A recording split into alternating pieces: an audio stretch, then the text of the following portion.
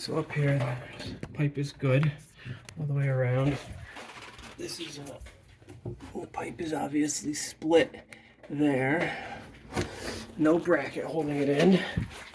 And then if we go downstairs,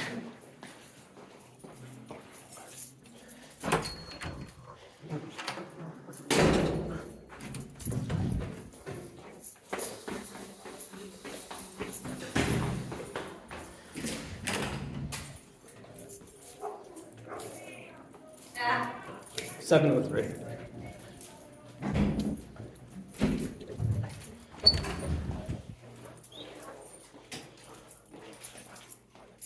The pipe here is obviously split.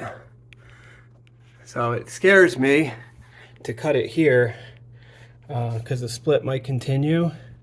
But I think that's what we're gonna have to do. And we're just gonna feed up pieces of it, one piece at a time, a little like 2-foot piece at a time.